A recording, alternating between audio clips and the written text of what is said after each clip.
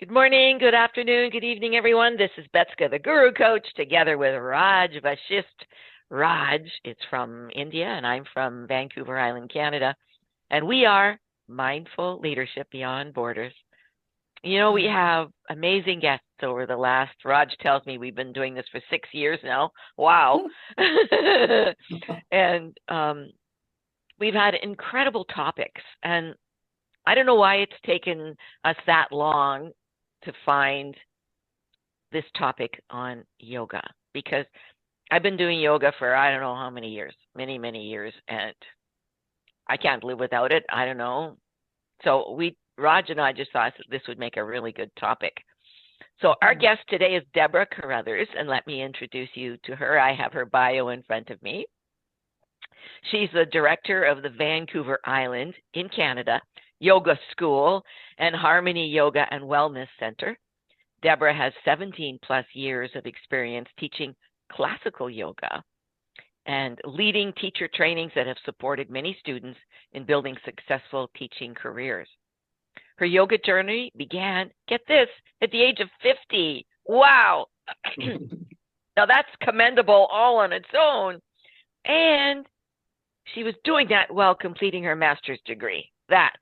This is an accomplished woman, folks. And where research into yoga and meditation for anxiety and depression revealed powerful benefits. So we're going to talk about those benefits today because that's important for all of us. Okay. Inspired, she pursued teacher training and experienced a profound personal transformation. What began as a seed has grown into a dedicated path of study, including travel to India, Raj's homeland, and Miami to learn from master teachers of Ashtanga Vinyasa Yoga. So, Deborah, welcome. We're so delighted you could take some time out. When I sent Raj the note, he said, I'm so excited. Well, thank you so much for this opportunity and for that wonderful description. Introduction. Yes. Yeah. Well, thank you. So I came to my career later on in age too. So they say that after you know menopause, that a woman's creativity starts to bloom and blossom, right? Nice, I would agree. I think you would agree. Oh, that's kind of cool. Yeah. So you came to yoga at age 50 through academic research. Maybe you could share with our audience how that moment shaped not only your practice, but your entire life path. Tell us. We're fascinated.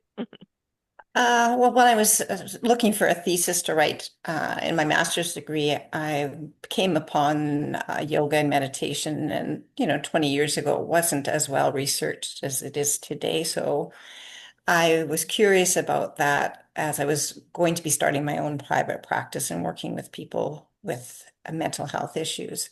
And I was just wanting a broader scope to offer my clients. And I had dreamed about or focused on while I was in school building a wellness center that included yoga, meditation, body work, as well as traditional therapy. And the irony of it is that I thought at the time that yoga was so boring and I wasn't really interested in the physical part of it, but I was interested in the outcomes. So lo and behold, I had to experience that. So I jumped into a teacher training with really no experience other than, going to yoga classes over the years here and there. And what I found was really transformative. I was the oldest in my class of ballerinas, and people have been practicing for a long time. And there I was, stiff, could not do any of it. But there was something in me that just said, stick with it, stick with it, stick with it. And I think my first profound moment was a couple weeks in of doing intense practice, driving home from Victoria and feeling like I had this feeling inside, almost like a high. I felt very expansive, and it's something I hadn't felt before. Hmm. And so I knew the hook for me was that internal process and that the physical part of it would be difficult to work with, but I was willing to stick with it. And I wanted Very to good. offer that experience to people that come to see me. Mm, Hmm. excellent. Hmm. So, you're teaching yoga. Are you also coaching or mentoring people privately, or? I have a clinical practice. I'm a counselor, so I've had that parallel for the last 17 years. I don't do as much as I Ah, used to, but okay. my hope had been was that, and how it's worked is people that come to see me for what is deeply personal for them on a Mhm. one-to-one basis is the people that do really well in continuing their healthy mental states and physical well join the yoga classes. So they Yeah. work hand in hand. So Mm. I have many of my old clients that are now long-term yoga students, and they don't need to come and see me anymore. It's great. And because Yeah. they're building community, making new friends, building community within themselves. And Yeah. yeah. I remember during one yoga class, um, where I was bending down and I could feel the tension, and I think it was my calves. You'll have to correct me if I'm wrong here, but the teacher said, um, when you do this posture, you can release some anger from your body. Mm. Was it in the legs, the calf? Do you know? I don't Mm. really know if that's true. Sometimes we can get Oh, hold of things. We can have anger anywhere in the body. that's true. That's true. Yeah. Well, a Yeah, lot yeah. of people say it's the liver primarily, but who knows? I Yeah, agree with you. I think it can be it can anywhere. be anywhere. Yeah. And we do store trauma and emotions in our body, and that's the beauty of yoga. The physical Ah, practices that starts to release.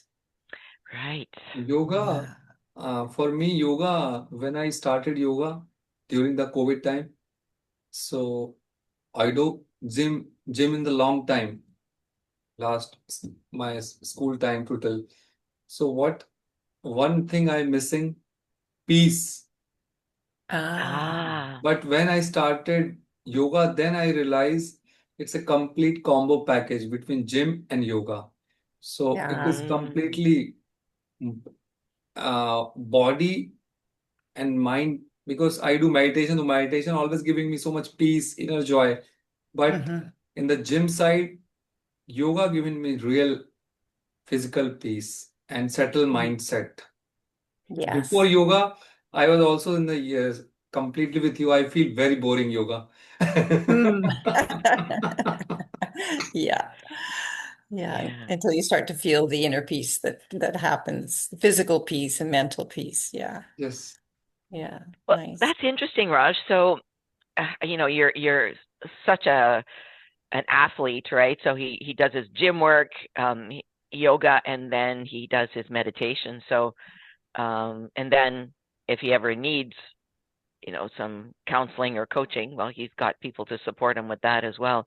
But that's Hmm. a nice package to have for a human being, right, Deborah? Absolutely. We need all of Yeah, it. need all Yeah. of it. Yes. Yeah. Yeah. So, how has yoga and meditation and breathwork shaped your relationship with aging? And um, what do you feel these practices offer people as they move through different stages of life? And I think the key word here is stages, because I Hmm. came into yoga, I think, uh, in my 40s, something like that. I don't, and meditation in my mid 40s. Yeah. So I'm a late bloomer. But I'm really glad that I found it. But I was a corporate gal, you know, leading companies, helping to lead companies, and so on. And so I kind of got lost in the whole corporate greed and power and money thing until Hmm. I had a wake up. But Money diva. money diva, yeah, not anymore. So how does how has all of this supported you Yeah. in your relationship with aging? Well, I think the phases of life, particularly for women in our studio, I would say 99% of our students are women, and they're women from 40 to 75. And Ah, that's really when the door starts to open, when you're younger and you've got children and work and school and all those things. It's just about getting through the day and one foot in front yeah, of the other. When we have a little true. more space in our lives because things shift, it's the perfect opportunity to Mm, welcome this stage of grace in aging. And so wow. all of the practices, I can't think of a better health practice than yoga and meditation and breath work. It's a complete package of, health for the organs, health for the bones, health for the cardiovascular system, health Mm, for the mind. And so we'd be naturally drawn to that in our older age to be more aware and take better care of our health. And so yoga, uh, for me, I'm 67 and I feel better than I did in my 40s, probably even in my 50s. And so what I'm mm, finding with my practice that I'm getting stronger and stronger in different ways. And right. I can still do, the difficult postures, but I do them differently now, a little bit slower. Body needs a little bit more warm up the Yeah. engine before we get into things. So I think that for an aging support, it's kind of one of the best things we can do to stay young and vital and healthy, Oh, mobile, mobile. flexible, Yes. Yes. strong. Yeah. I remember seeing it was either a video or a picture of Mr. Iyengar, who Hmm. developed the Iyengar yoga, and he was in his early 90s and he was still teaching and Wow. doing these postures that my body still can't do. Yeah. I mean, it was an incredible experience to see.